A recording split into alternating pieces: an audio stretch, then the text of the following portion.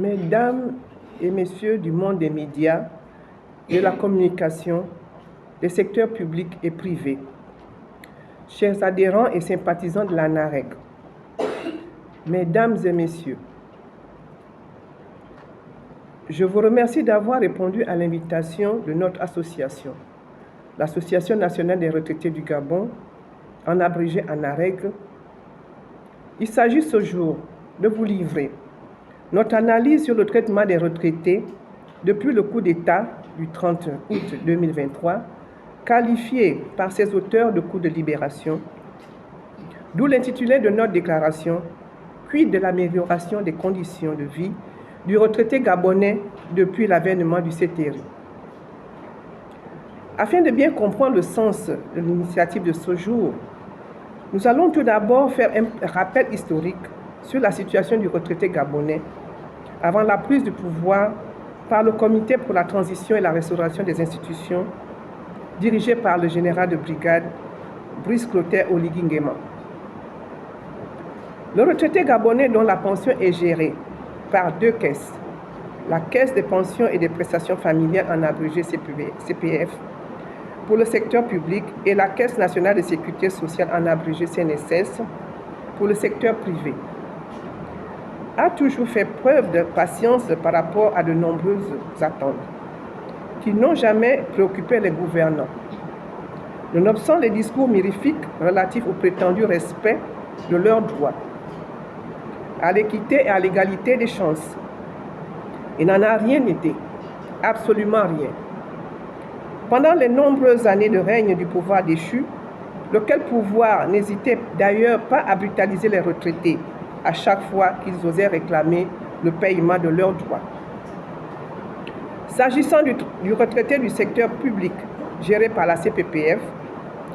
les Gabonais se souviennent encore de l'injustice vécue par ces retraités au moment du changement de la grille salariale. En effet, pendant que les agents de l'État en fonction se réjouissaient de cette mesure qui visait l'amélioration de leurs conditions de vie,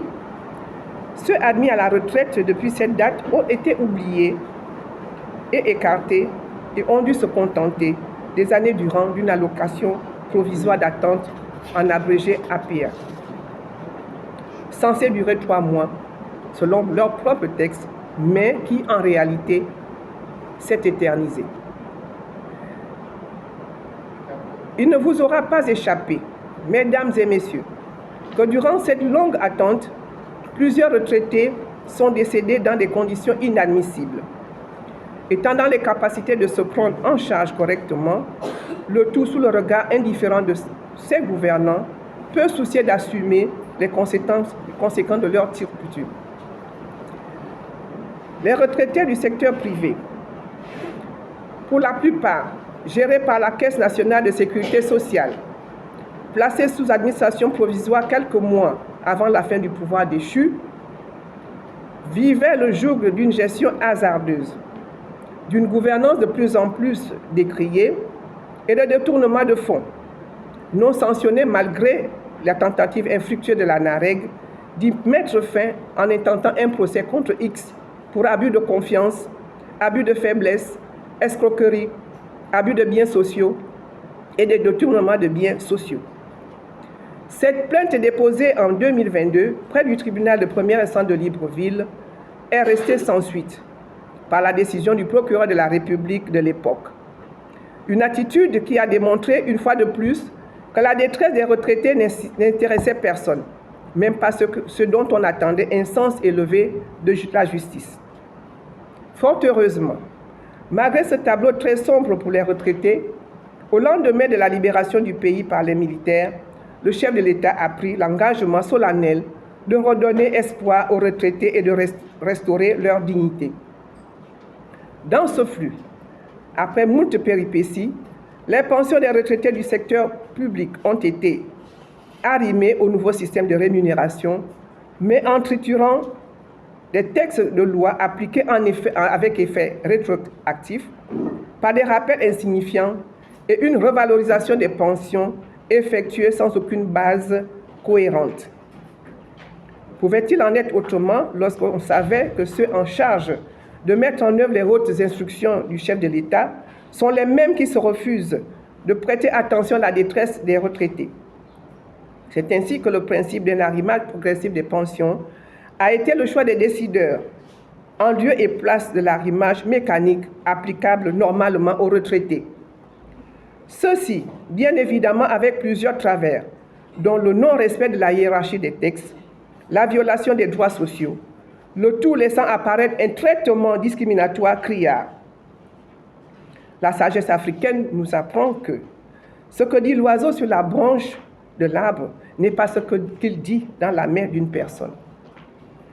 Les retraités du secteur privé, quant à eux,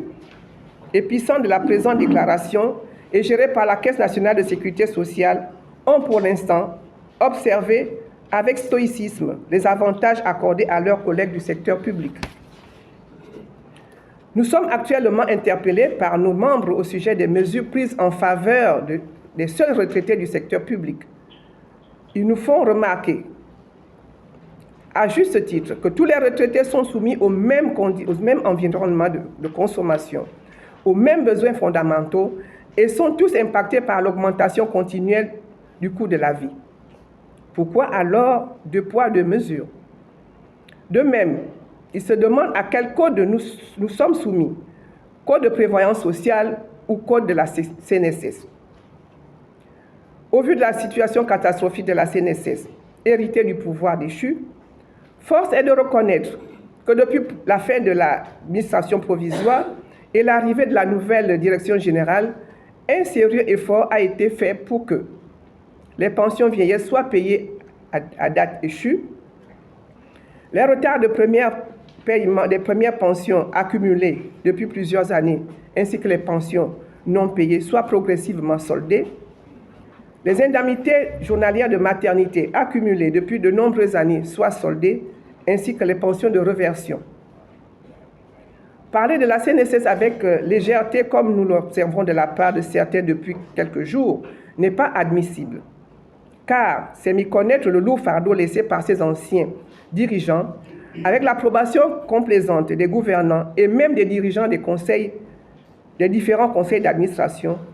dominés par un patronat dont on se demande s'il est même soucieux de la pérennité de la CNSS, de la précarité des retraités et des autres assurés. L'ANAREC se réjouit de la récente décision de la Direction générale de la CNSS de faire appliquer le socle juridique mis à disposition pour certains sièges de nature discontinue au conseil d'administration. De même, nous avons noté avec intérêt le souci exprimé par la nouvelle présidence du conseil d'administration de maintenir l'équilibre des branches et la qualité des prestations de l'institution, ainsi que d'être toujours à l'écoute des acteurs de la CNSS. Nous ne doutons pas non plus que la ministre des Affaires sociales actuelle soutienne également cette démarche de progrès et d'amélioration continue. L'ANAREC est tout aussi consciente du besoin impérieux d'une réforme paramétrique fortement recommandée par les études actuarielles, les recommandations de l'audit de la Task Force et même les récents travaux de la commission ad hoc mis en place pour mener une réflexion profonde et proposer des axes de solutions idoines pour le redressement de la CNSS. Nous savons aussi que tout n'est pas encore parfait, mais pour l'ANAREC qui a participé activement aux récents travaux au sein de la commission ad hoc pour le redressement de la CNSS, en présidant 3 de ces sous-comités, notamment ceux des finances, des réformes et de la gouvernance, le vrai problème de la CNSS n'est pas seulement lié à la dette de l'État, qui n'est pas son seul débiteur, et dont les chiffres publiés par certains ne reflètent pas du tout la réalité, encore moins sa gouvernance. Il s'agit plutôt d'un manque de volonté politique, au point de nous demander pourquoi les propositions visant à revoir les taux de cotisation employeurs et employés sont figées depuis plusieurs mois, alors que la seule issue de la pérennité de cette institution. Pendant que, dans le même temps, ces décisions sont prises à la hussarde, dans un esprit de corps, pour améliorer la vie de certains pensionnés actuels ou futurs, et qu'au niveau de l'administration, de nouvelles dispositions sont prises sans aucune concertation ni étude préalable. Mais quand il s'agit de points de texte pour améliorer la qualité de vie des retraités du secteur privé, il nous revient qu'un séminaire sera organisé par le chef du gouvernement de la transition, un de plus, voire un de trop, dans le but de confronter les propositions des différentes parties prenantes, alors que plusieurs assises et forats ont déjà été organisées au sujet de cette épineuse question, avec des résolutions réalisables, notamment en 2017, 2020, et des études actuarielles de 2014 à 2021, ainsi qu'une audition de la NAREG au Conseil économique et social et environnemental le 29 septembre 2022. Pourquoi vouloir tourner en rond? Pourquoi gagner du temps ou noyer le poisson? Outre la mise en œuvre des textes et recommandations issues des travaux de la commission susmentionnée, plutôt que de faire des déclarations ayant pour objectif de nous éloigner des préoccupations fondamentales et urgentes, nous proposons que les partenaires de l'État puissent exiger prioritairement à leurs adhérents de reverser les cotisations collectées, voire éponger leurs dettes au fin d'améliorer la liquidité de la CNSS et renforcer sa performance, d'assurer la pérennisation des services des prestations et de son élargissement pour le bien-être de la communauté des adhérents que gère la CNSS, de proposer les réformes structurelles et les équilibres advenus, de proposer d'aider l'État à étendre la couverture sociale à d'autres couches de la population non encore couvertes par un régime de sécurité sociale, particulièrement celle du secteur informel. Pour bien nous faire comprendre, nous insistons sur ce point. L'augmentation des pensions des retraités du secteur privé statique depuis 1975, ainsi que les rappels irrelatifs, sont plus que jamais très attendus. Mais cela peut être-il possible si le mutisme et l'inaction perdurent? C'est à cet effet que, sachant que certaines organisations patronales ne s'intéressent qu'à elles-mêmes, veulent tout pour elles-mêmes, ne ressentent aucune empathie envers leurs anciens employés, aujourd'hui retraités, se refusent à donner, mais se hâtent plutôt de prendre, usant de leur capacité d'influence et de leur proximité avec les décideurs, et eu égard au patrimoine immobilier et mobilier de la CNSS qui les ferait saliver. Une modification des textes en vigueur s'impose pour que les retraités, en leur qualité de sociétaires de nos organismes de protection sociale, intègrent les différents conseils d'administration, comme c'est le cas dans certains pays de la zone de la conférence interafricaine de prévoyance sociale CIPRES, afin de mieux protéger eux-mêmes leurs intérêts. Mesdames et messieurs des médias, chers adhérents et sympathisants de la NAREG, il ne nous aura certainement pas échappé que même lorsqu'il s'agit de prendre la parole devant l'audience nationale pour défendre les problèmes des retraités, ce sont des hableurs moins outillés que l'on choisit comme prétendus représentants de notre groupe,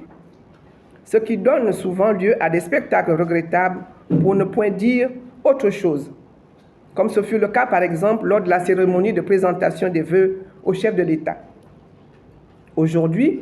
les retraités se sentent davantage rejetés, précarisés et non pris en compte par la politique sociale du gouvernement. Cette désillusion se transforme progressivement en grogne latente qui finira par s'exprimer envers les gouvernants qui n'ont pas su mettre en œuvre, dans l'équité, les hautes instructions du chef de l'État. Certains parmi nous font aujourd'hui l'objet de chantages ou de menaces subtiles. Mais que nous reste-t-il face au mépris affiché par une administration et des organisations patronales dont les revenus des membres battus sur les deniers publics sont 1000 fois supérieurs à la pitance mensuelle ou trimestrielle servie aux retraités qui ne réclament que leurs droits pour avoir contribué à écrire les plus belles pages de l'histoire du pays, laissées en héritage aux jeunes générations qui, pour certains, traitent leurs aînés avec condescendance. Les retraités ne sont pas des mendiants. La pauvreté peut honorer, mais la mendicité avilit. La mort ne fait passer qu'un mauvais quart d'heure, la pauvreté en a beaucoup. Je vous remercie.